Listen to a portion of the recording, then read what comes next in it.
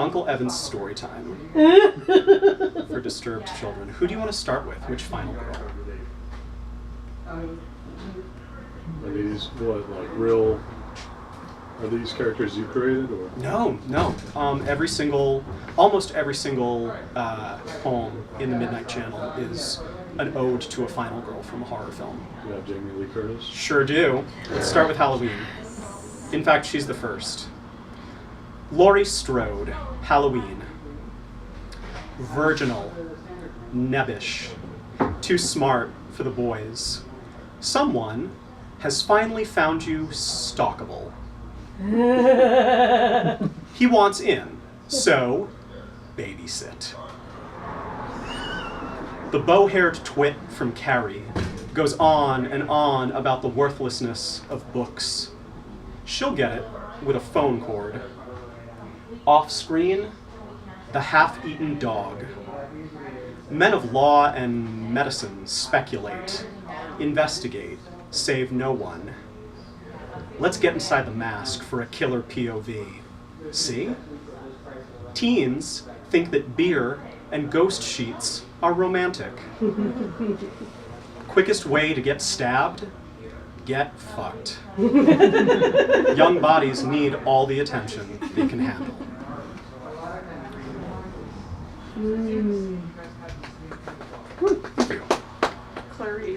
Clarice. Yes, Let's do it. Clarice. Ain't she just?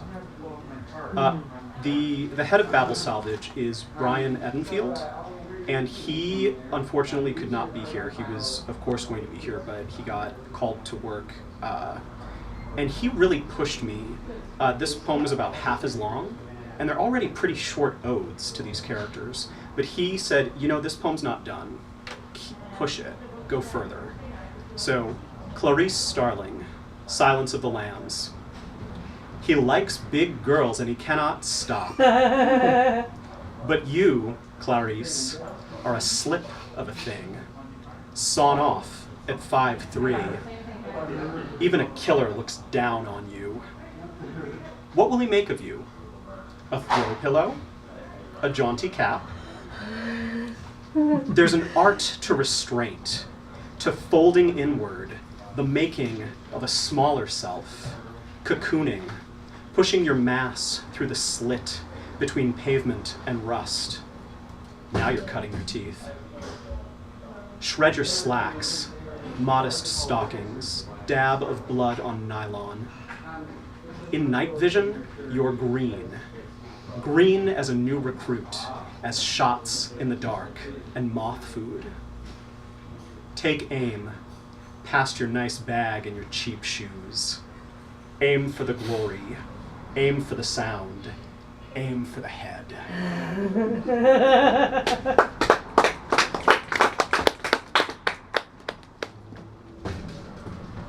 Thank you. What's your favorite? My favorite is Ellen Ripley, Alien. Of course, So I think we'll save her for last. Yeah. Nancy Thompson, A Nightmare on Elm Street. 1, 2, Freddy's coming for you. Why these kids today? Dying with their headphones on, making messes. Nancy, honey, can we talk about what post-traumatic stress has done to your hair? 3, 4, better lock your door. Death rises. It smears the ceiling. Your friends are bags of blood. 16 going on dead as fuck. 5, 6, get your crucifix. Your whole world goes runny, pliable, a membrane between darkness and blade. Come, the cheese-melty scarecrow, red in burn and claw. 7, 8, better stay up late. Don't fall asleep in the bathtub, he'll scratch your thighs. Don't fall asleep in the hospital, he'll scratch your breasts. Don't fall asleep watching Evil Dead, he will scratch your eyes out. Still, the dream wound bleeds in broad daylight. 9, 10, never sleep again. Thank you.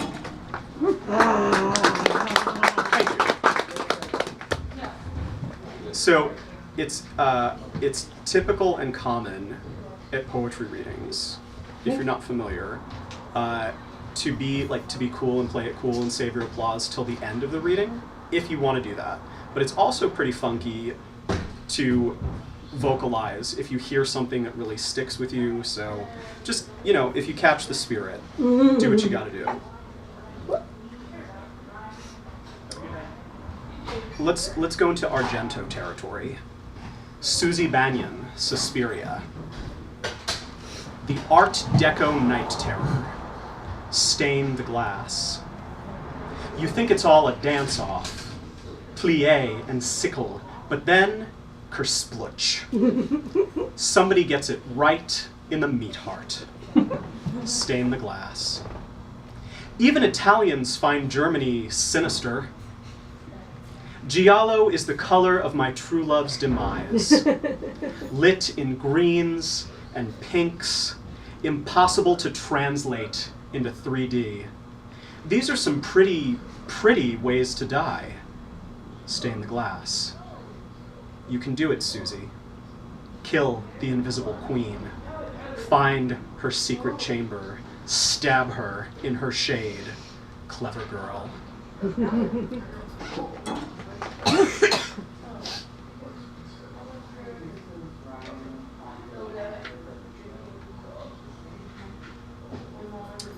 So for Halloween, I went as Tippi Hedren's character, Melanie Daniels from The Birds. And I was going to reprise that costume tonight, and then I decided, no, I'm just going to do this.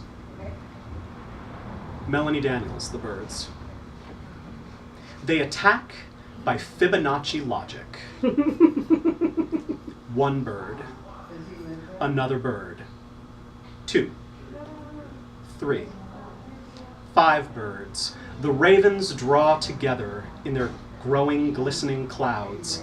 8, 13 birds, 21, 44. They absorb their own numbers, little gods of air, like feeding albatross to a gull. Shit through a goose, 65. 109 birds. The hummingbird's needle beaks stab eagles through the heart, 174, 283, puncturing your eardrums, 457, a million blackbirds screaming into the soft faces of children. Race rebellion, Armageddon, riot of furious birds. Thank you. Does anyone know the term Ars Poetica? No. All right, so an Ars Poetica is basically a poem about poetry, and it's usually the poet talking about what they think about poetry. So Marianne Moore has an Ars Poetica that begins with the line, "I too dislike it." So my Ars Horoetica is the 80s, a slasher film, blamed on slasher films. First sign of human culture, the edged weapon. Some stains take a decade to wash out. Are you slitting his throat or trying to saw his head off? Jamie Lee loves Janet Lee, and audiences love a massive head trauma.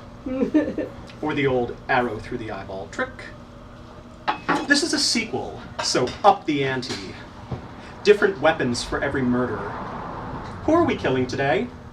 The homeless. With what? Antlers. Oh, I love antlers. Fucking hipster. Different holidays for every killer. Oh, slay me on Christmas. On Kwanzaa. Guy Fawkes Day. On my bar mitzvah. On take your daughter to work day. The hockey mask, an egg. waiting to be cracked. Savini is our co-pilot. He does makeup like a murderer. Stabbed on a waterbed and suddenly it's porn. Almost viral, the faceless fist whacking off the horny teens. Insert convenient AIDS metaphor.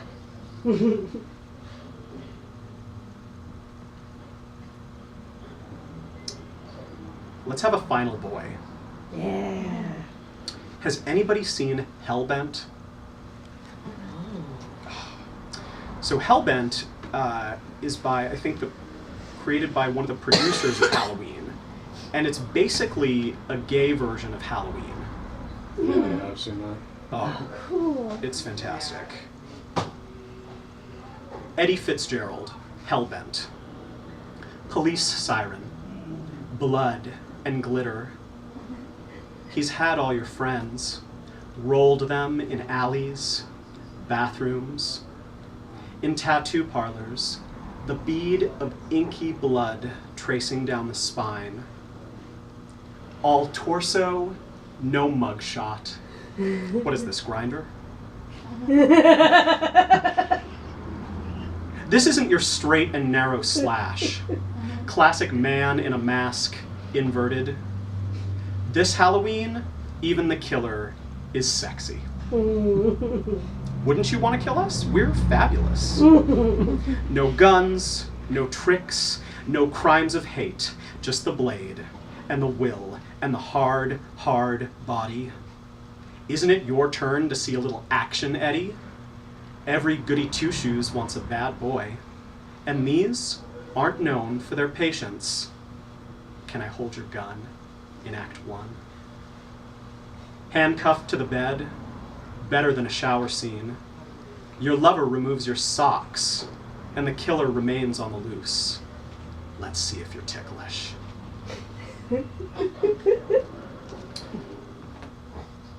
I'm going to take a brief sojourn into Skin Job, which is my first chapter.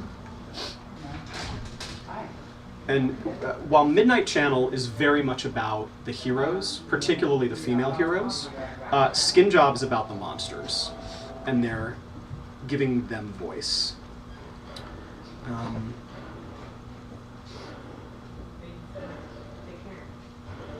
Here's one that suddenly got some notoriety on the internet, thanks in part to you, Lysandra, and your friend Clint Catalyst. Hi, Clint. Box Office Poison. Mommy Dearest, directed 1981 by Frank Perry.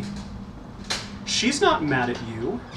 She's mad at the dirt, at the filth, at the way blue tile never looks completely clean.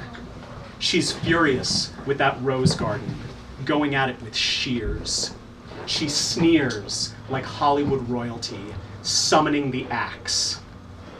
Demure, even as they drive her to the guillotine. Don't I know that feeling?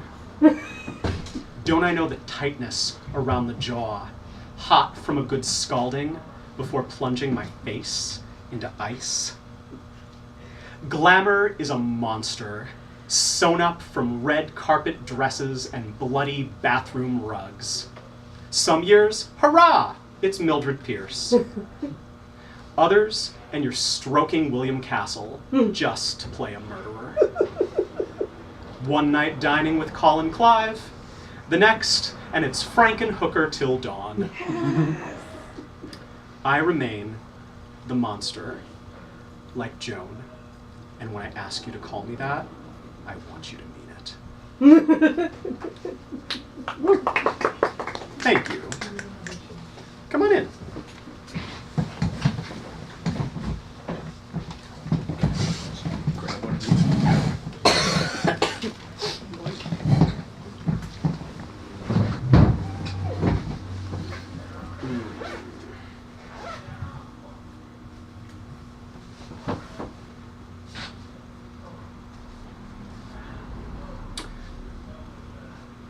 All right, I want to do, the last poem in the collection, Acceptance Speech for a Posthumous Oscar. Is there anyone who doesn't know what the word posthumous means? Posthumous means after death, usually an award that given, makes sense. or, yeah. Thank you for taking one for the team. I think everybody's too cool to... I'm really good at saying I don't know. Awesome. I've just been saying it wrong. I thought it was said completely different. Yeah, Posthumous? it looks. Maybe. Yeah. Posthumous is the general pronunciation. Thank you for this secular exorcism.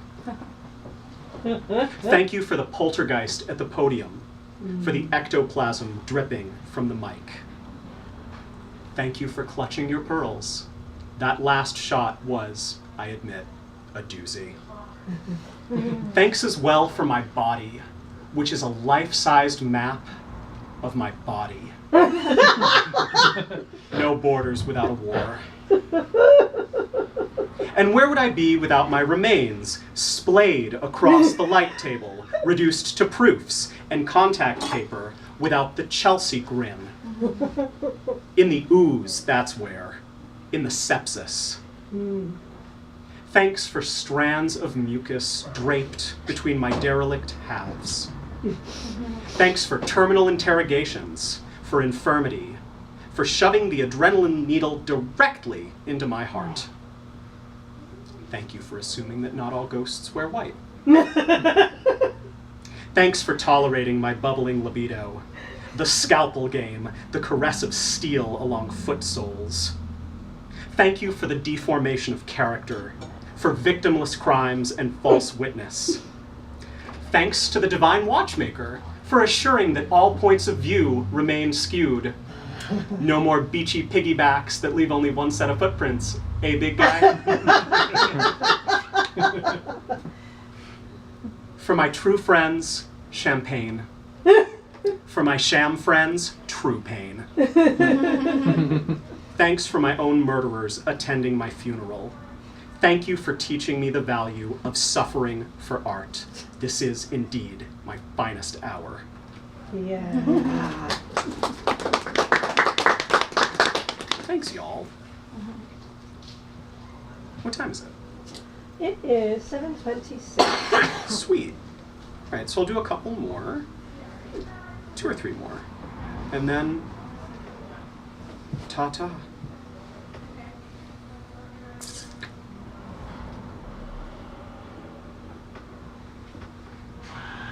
Sarah Connor, Terminator. Of course it's 1984. The god body appears in lightning with empathy of steel. News says you're dead, sweetie. Snap gum. It only takes one bullet to kill, but he empties the clip. He's thorough. Deep in the tech noir, he's the only one who knows your value. It's almost like love. Unstoppable. Tough to work with primitive tools, like a shotgun, like an Uzi, like a synth solo. In the future, they'll set life on fire and watch it boxed in glassless TV sets. Sarah, don't let that happen.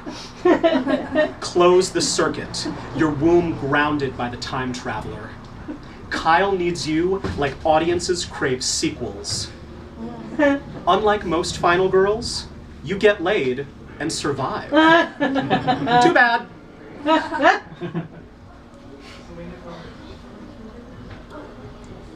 I keep telling this poem that I'm not going to read it tonight, and it keeps being like, no, you are. Of course you're going to read me. I'm like, no, I'm not going to read you. And he's like, yes, you are. So here we go. Fucking news. Why I Want to Fuck Norman Bates. Yes. Anthony Perkins, 1960. His boyish charm. His impish grin. He stammers when he's nervous. I like when they get nervous. Great listener. He's so kind to his mama, even when she ain't so nice to him. He's a mama's boy, and I have a rotting sweet tooth for mama's boys. He eats candy corn out of a paper bag. He knows how to sew a bird shut and doesn't mind the sawdust. Even cute when he's lying. He changes the sheets every week, whether they've been slept in or not, because of the damp, the creepy smell. He knows how to clean up his own messes. He's clever.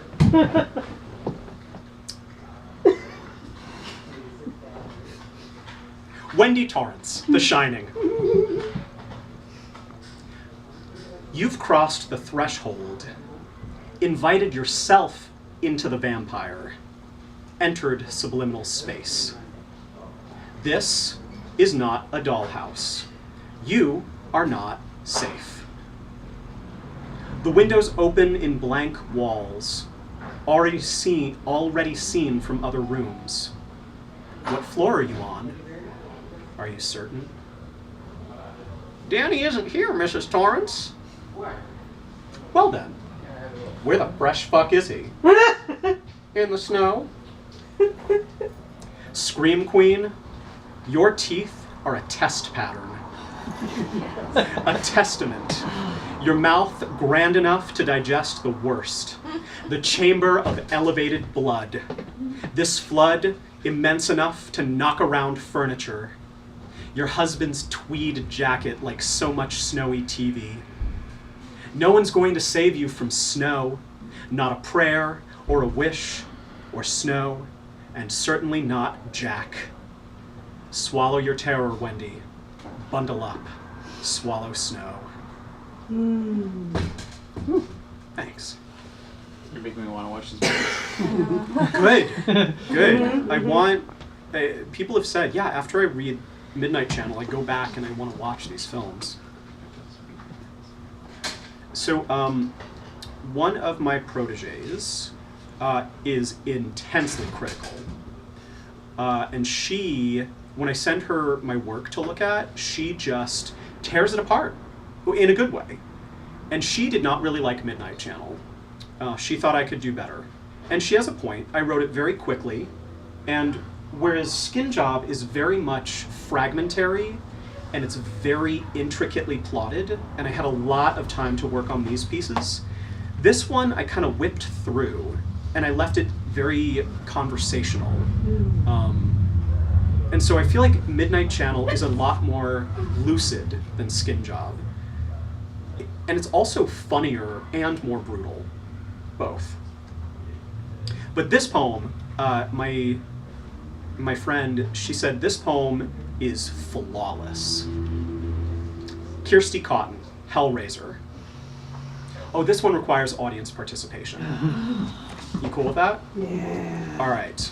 So, when I say fight, you say fight. Fight. Fight! Like hell. Fight. Fight! Fight off the uncle who seeks your wounds to wear, luxuriant in rape. Fight. Fight!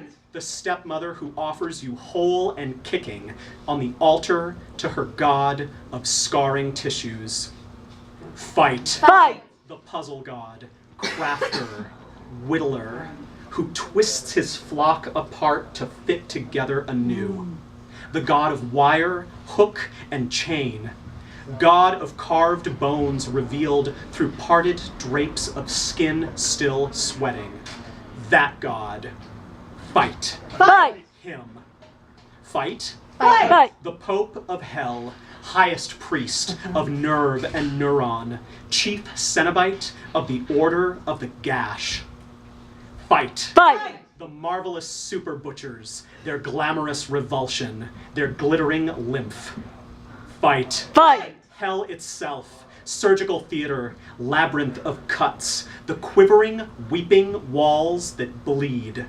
Sacrifice your fear, hang it out like skin to tan, wear terror as armor. It's only skin, only pain and flesh and terror, and you are more than these. Yeah. Thank you. So let's go ahead and wrap up with Ellen Ripley in Alien. And I do have books for sale tonight. I've got my little square dubery, so I can take card on the phone. Ooh. Yes, business investment.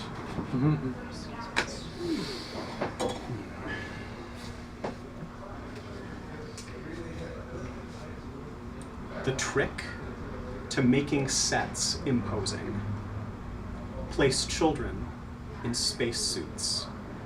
Pretend they're done growing. Soon, they're caught in the mother ship. Computer voice. House is haunted. Command prompt. Leave the house. Computer voice. You can't. Command prompt. Why not? Computer voice. Request pending. Designed in a vacuum, Geiger's iconic sex machine slithers and snaps. Lord knows it has an appetite. There's a mouth in its mouth, so it can eat while it eats its way out. Computer voice. Destructive forms of reproduction. The monster clicks along, picks your mates off one by one, but the real villain sleeps among you, rolling girly mags up tight and stuffing them down your gullet. Command prompt. Deposit seed. Everything gets milky, choked. Even this creature's blood eats its way through metal and bone. Open the airlock, Ripley. Breathe umbilically and tell that slick black cockface to go suck an egg. The Midnight Channel!